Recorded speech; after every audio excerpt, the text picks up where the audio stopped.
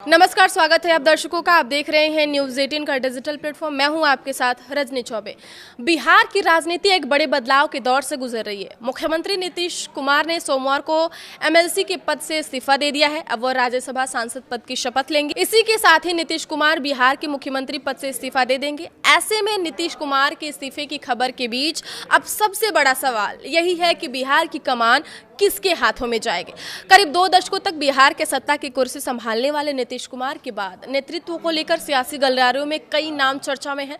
फिलहाल बिहार में एनडीए सरकार का मौजूदा ढांचा ऐसा है कि जेडीयू का मुख्यमंत्री है और भाजपा के 2 डिप्टी सीएम हैं। लेकिन अब नीतीश कुमार के राज्यसभा चले जाने के बाद बिहार में सत्ता का यह समीकरण पूरी तरह बदल सकता है। राजनीतिक सूत्रों के अनुसार भविष्य में भाजपा का मुख्यमंत्री और जेडीयू के 2 डिप्टी सीएम वाला नया फॉर्मूला सामने आ सकता है। हालांकि जेडीयू के कई नेता इस नए फॉर्मूले को नकार रहे हैं। जेडीयू नेता चाहते हैं कि बिहार में फिर से सीएम जेडीयू ही बने। वही सियासी गलियारे में एक चर्चा यह भी है कि बिहार में बीजेपी का सीएम और जेडीयू का सिर्फ एक डिप्टी सीएम होगा। अगर ऐसा होता है तो यह बिहार की राजनीति में बड़ा बदलाव माना जाएगा। पिछले कई वर्षों से बिहार में जेडीयू के नेतृत्व में सरकार चलती रही है, लेकिन अब भाजपा के नेतृत्व में सरकार बनने की संभावना पर भी चर्चा तेज हो गई है। अब ऐसे में बिहार के अगले मुख्यमंत्री को लेकर चर्चाओं का बाजार गर्म हो चुका है। ऐसे में आइए जानते हैं कि बिहार में अगले मुख्यमंत्री के लिए किन नामों पर चर्चा तेज हो गई है। तो सम्राट चौधरी के नाम की खूब चर्चा हो रही है, लेकिन बिहार के वर्तमान डिप्टी सीएम सम्राट का नाम सबसे आगे माना जा रहा है। भाजपा के प्रदेश अध्यक्ष रह चुके हैं सम्राट चौधरी। संगठन और सत्ता दोनों में मजबूत पकड़ रखते हैं।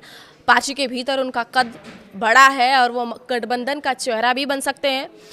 नीतीश कुमार ने भी समृद्धि यात्रा के दौरान सम्राट चौधरी के नाम पर कई बार इशारा किया, लेकिन राजनीतिक विश्लेषकों का मानना है कि बीजेपी सीएम संगठन के किसी पुराने चेहरे को ही सीएम बनाने के फॉर्मूले पर काम करेगी। सम्राट चौधरी अपने राजनीतिक में शुरुआती दौर में आरजेडी में थे, वह बीजेपी में बाद में आए हैं। ऐसे में बीजेपी संगठन के किसी पुराने चेहरे पर भरोसा जता सकती है। हालांकि भाजपा अक्सर चौंकाने वाले फैसलों के लिए जानी जाती रही है, इसलिए अंतिम फैसला पार्टी नेतृत्व के हाथ में हो। मुख्यमंत्री नीतीश कुमार के राजनीतिक उत्तराधिकारी के तौर पर हमेशा से ही निशांत कुमार की चर्चा होती रही है। ऐसे में बिहार के जो अगले सीएम के तौर पर निशांत कुमार का नाम भी काफ़ी चर्चा में है।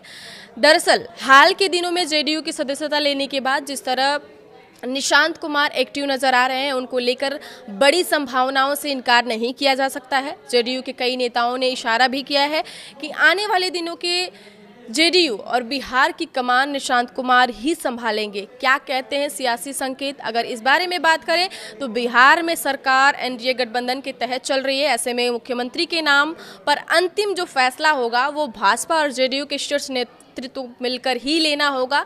जातीय समीकरण, राजनीतिक संतुलन और आगामी चुनावों को ध्यान में रखते हुए नया चेहरा तय किया जाएगा। राजनीतिक विश्लेषकों का ऐसा भी मानना है कि अगर मुख्यमंत्री ऐसा होगा जो न सिर्फ गठबंधन को संतुलित न रख सके बल्कि बिहार की राजनीति में स्थिरता भी बनाए रखे। नीतीश कुमार के जाने के बाद जो सियासी खालीपन बना है उसे भरना आसान नहीं होगा। फिलहाल बिहार की राजनीति में हलचल तेज है और हर दिन नए समीकरण बनते बिगड़ते नजर आ रहे हैं। अब सबकी नजर इस बार पर टिकी है कि एनडीए नेतृत्व किस नाम पर मुहर लगाएगी।